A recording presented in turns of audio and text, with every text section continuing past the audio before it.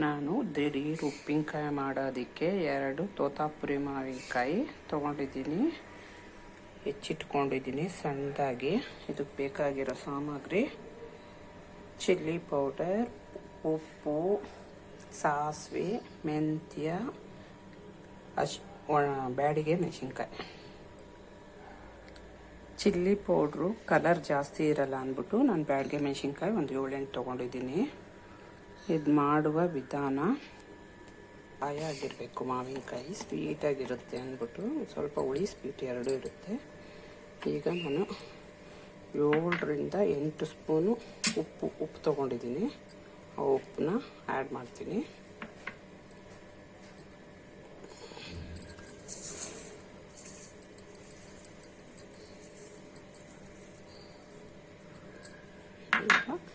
Mix ಮಾಡ್ಕೋಬೇಕು ಚೆನ್ನಾಗಿ.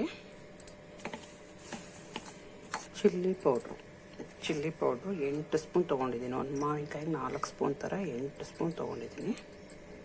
ನಂಗೆ ಕಲರ್ಗೋಸ್ಕರ ಬ್ಯಾಡಿಗೆ ಮೆಣಸಿನ್ಕಾಯಿ ಒಂದು 7-8 ಬೇಕು ಬಂದ್ರೆ ಹಾಕ್ಕೊಳ್ಳಿ, ಬೇಡ ಅಂದರೆ ಬೇಡ. ಈಗ ಮಿಕ್ಸ್ ಮಾಡಿ ಇಟ್ಕೊಂಡಿದ್ದೀನಿ. ಇದೊಂದು 1/2 ಅವರ್ ಹಾಗೆ ಬಿಡ್ತು ಅಂದರೆ ನೀರು ಬಿಟ್ಕೊಳ್ಳುತ್ತೆ. ಅಷ್ಟೊತ್ತಿಗೆ ನಾವು ಸಾಸಿವೆ, ಮೆಂತ್ಯ, ಮೆಣಸಿನ್ಕಾಯಿ ಇಷ್ಟನ್ನು ಫ್ರೈ ಮಾಡಿಟ್ಕೊಳ್ಳೋಣ. ಅರ್ಧ ಟೀ ಸ್ಪೂನ್ ಮೆಂತ್ಯ, 1 ಸ್ಪೂನ್ ಸಾಸಿವೆ, 7ರಿಂದ 8 ಬ್ಯಾಡಿಗೆ ಮೆಣಸಿನ್ಕಾಯಿ. ಸಾಸಿವೆ ಹಾಕ್ತೀನಿ. ಸಾಸಿವೆ ಹಾಕಿ 2 ನಿಮಿಷ ಚಟಪಟ ಅನ್ನೋಷ್ಟಕ್ಕೆ ಹಾಕ್ಕೊಳ್ಳೋಣ. ಮೆಂತ್ಯ ಹಾಕೊಂಡು ಕುತ್ಕೊಳ್ಳೋಣ. ಚೆನ್ನಾಗಿ ಆಯಿಲು. ಈಗ ಬ್ಯಾಡಿಗೆ ಮೆಣಸಿನ್ಕಾಯಿ ಹಾಕ್ಕೊಳ್ಳೋಣ. ಬ್ಯಾಡಿಗೆ ಮೆಣಸಿನ್ಕಾಯಿ ಹಾಕ್ಕೊಂಡು, ಬ್ಯಾಡಿಗೆ ಮೆಣಸಿನ್ಕಾಯಿ ಬೇಕು ಅಂದರೆ ಹಾಕೋಬೋದು ನೀವು, ಬೇಡ ಅಂದರೆ ನಾನು ಚೆನ್ನಾಗಿರುತ್ತೆ ಟೇಸ್ಟು ಅಂದ್ಬಿಟ್ಟು ಹಾಕ್ಕೊಳ್ತೀನಿ. ಇದು ಮದುವೆ ಮನೆಗಳಲ್ಲಿ ಈ ಥರ ಉಪ್ಪಿನಕಾಯಿ ಮಾಡ್ತಾರೆ. ಈಗ ಸಾಸಿವೆ, ಮೆಂತ್ಯ ಮತ್ತು ಮೆಣಸಿನ್ಕಾಯಿ 3 ಗ್ರೈಂಡ್ ಮಾಡ್ಕೊಳ್ತೀನಿ.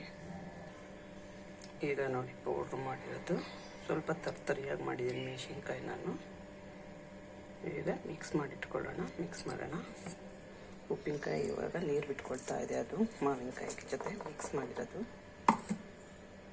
ನೋಡಿ ಇದನ್ನು ಫುಲ್ಲು ಮಿಕ್ಸ್ ಮಾಡೋಣ.